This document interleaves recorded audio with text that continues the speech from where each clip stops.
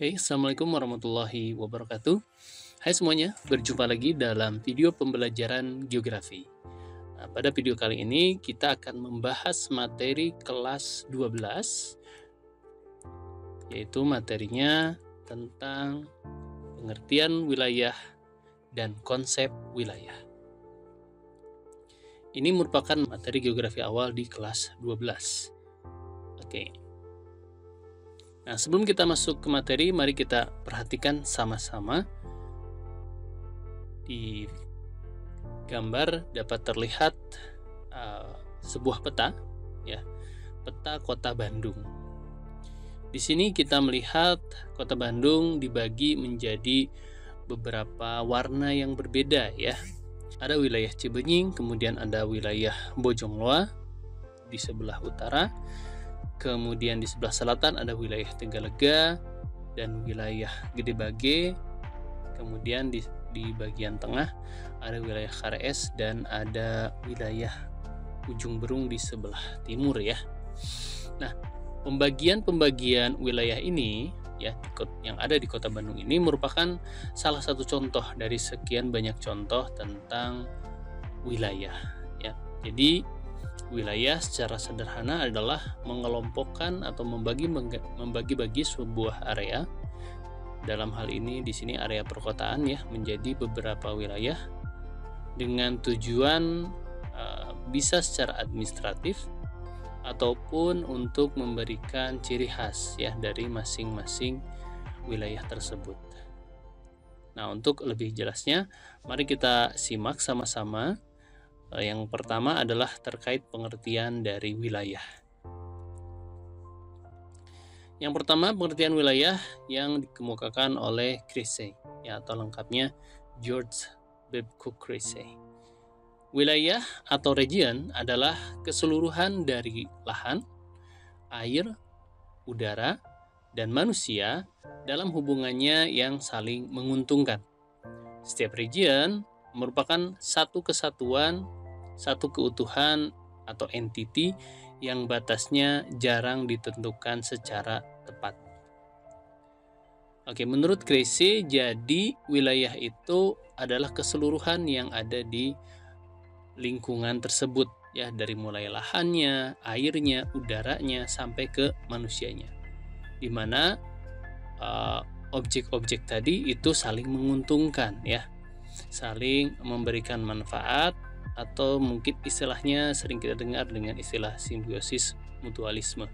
Misalkan manusia memanfaatkan lahan untuk kegiatan pertanian atau untuk pemukiman, dan di sisi lain manusia juga menjaga kondisi lahannya agar tetap baik, ya.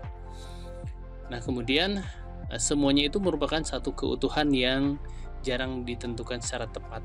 Jadi batasannya kadang sebuah wilayah itu tidak jelas batasan wilayahnya itu seperti apa, kecuali misalkan wilayah administratif, ya, yang batasnya itu ada tergambar di peta. Nah, namun secara di kenyataan itu kita tidak bisa melihat batas tersebut. Nah, kadang batas ini bisa tidak tepat, ya, batasnya patok antara wilayah ini kadang tidak ditentukan secara tepat atau jarang, ya. Nah, itu menurut Cressey. Berikutnya adalah menurut Dickinson. Menurut Dickinson, wilayah adalah daerah tertentu yang terdapat sekelompok kondisi fisik yang telah memungkinkan terciptanya tipe-tipe ekonomi tertentu. Oke, pengertian wilayah menurut Dickinson ini lebih dikaitkan dengan bidang ekonomi, ya, di mana sebuah wilayah itu disebut wilayah jika di situ sudah ada kegiatan ekonomi, ya, dengan tipe-tipe tertentu. Misalkan kegiatan ekonomi itu biasanya berkaitan dengan kegiatan perdagangan, ya. Nah, di sebuah wilayah itu misalnya ada satu pasar, nah maka bisa dikatakan itu adalah wilayah yang sudah berkembang. Bisa disebut dengan wilayah ketika wilayah itu memiliki kegiatan ekonomi di dalamnya, misalkan ada pasar, ya, atau misalkan kegiatan ekonomi lain seperti misalkan ada industri, ya, ada kegiatan pertanian, itu juga ekonomi karena sama-sama menghasilkan barang dan ataupun jasa. Nah, itu menurut Dickinson. Kemudian yang ketiga menurut George. Menurut George, wilayah adalah suatu area yang mempunyai kondisi fisik yang sama atau homogen. Oke, di sini George mulai memfokuskan bahwa sebuah wilayah itu disebut wilayah kalau memiliki kondisi yang sama, kondisi yang seragam. Nah, ini yang sering ditekankan dalam pembelajaran atau dalam ilmu geografi, bahwa wilayah itu memiliki ciri khas sehingga bisa dibedakan dengan wilayah lainnya. Contoh misalkan ada wilayah perkebunan teh. Nah, ini dia memiliki ciri khas. Apa ciri khasnya? Yang pertama jelas terdiri dari tanaman-tanaman teh, ya. Kemudian biasanya dia terdapat di daerah dataran tinggi. Nah, itu ciri khas yang membedakan dengan wilayah lain. Misalkan masih dengan contoh perkebunan, tadi perkebunan teh, sekarang misalkan kita ke perkebunan atau hutan mangrove, ya. Mangrove itu bisa kita temukan di daerah pesisir, di daerah pantai. Maka dia memiliki khas, ya, hanya bisa tumbuh di daerah pantai dengan airnya itu air asin, kemudian daerahnya panas, daerah dataran rendah. Nah, itu kurang lebih contoh wilayah yang dikemukakan oleh George.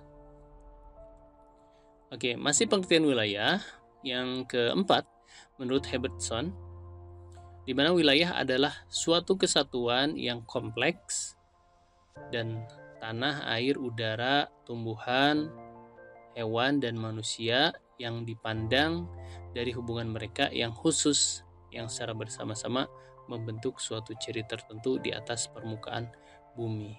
Oke, ini pengertiannya atau penjelasannya mirip dengan tadi yang pertama menurut Krese, ya, di mana di situ menyebutkan ada tanah, air, lahan, udara. Jadi terkait dengan aspek-aspek lingkungan dan manusia.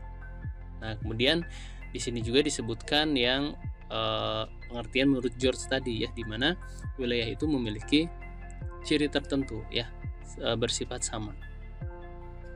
Hanya di sini lebih dijelaskan lebih panjang, ya. Jadi intinya di dalam suatu wilayah itu ada kesatuan antara lingkungan alam dengan manusia, lingkungan fisik dengan manusia yang membentuk ciri khas dari wilayah tersebut. Nah, contohnya misalkan wilayah pantai itu memiliki ciri khas masyarakatnya itu nelayan, ya. Kemudian kondisi udaranya misalkan di sana udaranya lebih lembab, ya, panas, dan mata pencahariannya tadi nelayan. Dan aspek-aspek lain seperti misalnya tumbuhannya tadi mangrove, ya, kalau di pantai, dan itu menjadi ciri khas, ya, ciri khas dari wilayah pantai. Itu salah satu contohnya. Kemudian pengertian berikutnya menurut Feynman, wilayah adalah area yang mempunyai karakteristik kenampakan permukaan yang sama, dan kenampakan ini sangat berbeda dengan kenampakan lain di daerah sekitarnya. Nah, ini juga mengarah ke bahwa setiap wilayah itu memiliki cirinya masing-masing, ya, memiliki kekhasan masing-masing, sehingga bisa dibedakan dengan wilayah lainnya.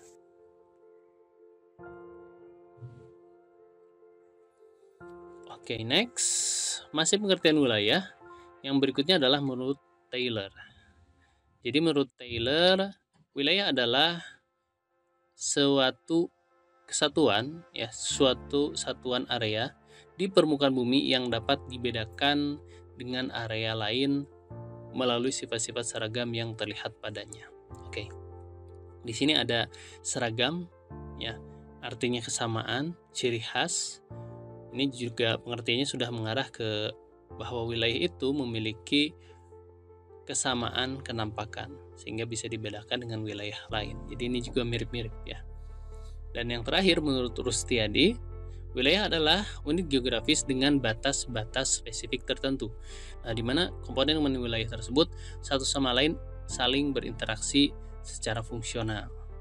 Batas wilayah tersebut tidak selalu dengan kenampakan fisik dan pasti, melainkan bersifat dinamis. Nah, ini lebih kompleks lagi, ya, penjelasannya, dari mulai bahwa wilayah itu adalah unit geografis, yang mana kalau unit geografis berarti mencakup banyak hal ya, lingkungannya, manusianya, kemudian memiliki batas-batas, kemudian antar wilayah itu. Nah, di sini sudah mulai menjelaskan antar wilayah itu saling berinteraksi ya, secara fungsional. Jadi setiap wilayah dengan kekhasannya dia memiliki fungsi masing-masing. Ada yang fungsinya sebagai penghasil sayuran, ada yang fungsinya sebagai penghasil produk-produk elektronik, ada yang fungsinya sebagai penghasil ikan dan lain sebagainya. Nah, sehingga saling berinteraksi dan batasnya itu tidak pasti, bersifat dinamis. Nah, bersifat dinamis ini karena wilayah memiliki kemampuan atau kemungkinan untuk bisa berkembang menjadi semakin luas, atau mungkin sebaliknya wilayah tersebut jadi semakin sempit dan hilang. Nah, itu semua adalah pengertian wilayah ya menurut beberapa tokoh. Oke, selanjutnya kita ke kesimpulan dari pengertian wilayah. Berdasarkan pengertian wilayah menurut para ahli tadi, dapat disimpulkan bahwa wilayah mempunyai batas-batas tertentu yang dapat digunakan untuk mengenali karakteristiknya sehingga dapat dibedakan dengan wilayah di sekitarnya. Nah, sekarang kita masuk ke konsep wilayah. Yang pertama ada yang disebut dengan natural region. Contoh misalkan berdasarkan variasi iklim, terdapat wilayah tropik, subtropik, sedang, arid, dan kutub. Nah, iklim merupakan contoh fenomena alam ya, natural. Kemudian berdasarkan tinggi rendahnya permukaan bumi. Misalkan terdapat wilayah pantai, dataran rendah, dataran tinggi. Lalu berdasarkan persebaran vegetasi, terdapat wilayah hutan hujan tropis, hutan campuran, hutan musim, hutan konifer atau berdaun jarum, tundra, sabana, dan stepa. Nah, jadi natural region ini adalah wilayah yang dibedakan berdasarkan karakteristik naturalnya, karakteristik alamnya. Yang berikutnya adalah cultural region, di mana cultural region ini berdasarkan budaya manusia ya, ciptaan manusia. Dibedakan menjadi generic region apabila wilayah didasarkan satu kenampakan, contohnya areal tebu, areal gandum, dan areal padi. Nah, kenapa ini masuk ke kultural tidak natural? Karena areal tebu, areal gandum ini diciptakan, dibudidayakan oleh manusia ya, sehingga masuknya ke kultural. Nah, ada generic region, kemudian ada specific region. Apabila wilayah didasarkan ciri-ciri khusus, lokasi dan kekhasannya dibanding wilayah lain. Nah, ini lebih ke budaya manusianya ya, ke wilayah yang dibagi-bagi oleh manusia itu sendiri karena memiliki kesamaan. Misalkan ada wilayah Timur Tengah, Amerika Latin, dan Asia Tenggara. Next, konsep wilayah menurut Rustiadi ada wilayah homogen atau uniform region, yaitu wilayah yang dibentuk oleh adanya kesamaan kenampakan, termasuk iklim, vegetasi, tanah, landform, pertanian, atau penggunaan lahan. Jadi wilayah homogen ini disebut wilayah homogen kalau apa yang kita lihat itu seragam, apa yang kita lihat itu sama ya. Ketika kita melihat misalkan gambar di sini ada ditampilkan semuanya pohon pinus ya, semuanya pohon berdaun jarum, maka ini adalah wilayah homogen. Atau nama biomanya kita bisa sebut sebagai taiga ya. Nah, taiga ini adalah contoh wilayah homogen. Kemudian wilayah nodal region adalah wilayah yang secara fungsional mempunyai ketergantungan antara pusat, nodal, dan daerah belakangnya. Nah, wilayah nodal ini lebih kepada wilayah seperti wilayah perkotaan ya, di mana ada pusat kota, kemudian ada daerah pinggiran kota. Ketika sebuah wilayah ada pusatnya dan ada daerah pinggirannya, di sini daerah belakangnya ya, hinterland, maka itu disebut dengan wilayah nodal. Misalkan seperti kota Bandung, kota Jakarta ya, yang menjadi nodal bagi wilayah di sekitarnya. Kemudian ada wilayah perencanaan, adalah wilayah yang batasannya berdasarkan secara fungsional dalam kaitannya dengan maksud perencanaan. Jadi wilayah ini direncanakan ya, direncanakan pembangunannya akan seperti apa. Misalkan seperti tahun kemarin ya, IKN itu direncanakan untuk menjadi ibu kota negara. Nah, itu wilayah perencanaan. Atau misalkan wilayah-wilayah tertentu yang direncanakan untuk menjadi ruang terbuka hijau, untuk menjadi pusat pemerintahan, untuk menjadi tempat rekreasi dan lain sebagainya. Itu wilayah perencanaan ya. Kemudian wilayah administratif adalah wilayah kerja perangkat pemerintah pusat termasuk gubernur sebagai wakil pemerintah pusat untuk menyelenggarakan urusan pemerintahan. Nah, jadi wilayah administratif ini secara sederhananya adalah pembagian wilayah di Indonesia berdasarkan batas administratif ya. Misalkan ada dari yang paling setelah negara itu ya, ada provinsi, kemudian di bawah provinsi ada wilayah kota dan kabupaten, kemudian di bawah kota kabupaten ada kecamatan ya, kemudian di bawah kecamatan ada kelurahan atau desa dan seterusnya sampai ke bawah. Nah, itu wilayah administratif. Oke, kesimpulan dari konsep wilayah adalah konsep dasar yang penting dalam geografi karena bermanfaat untuk memahami dan menganalisis interaksi kerongkongan migrasi manusia atau perpindahan manusia, barang dan jasa, serta perubahan-perubahan yang terjadi sebagai hasil interaksi antara manusia dengan alam. Nah, itu mengenai pengertian dan konsep wilayah. Mudah-mudahan bisa dipahami. Sekian dulu untuk video kali ini. Silakan kalau ada yang ingin bertanya, boleh di kolom komentar. Sampai jumpa lagi di video berikutnya. Assalamualaikum warahmatullahi wabarakatuh.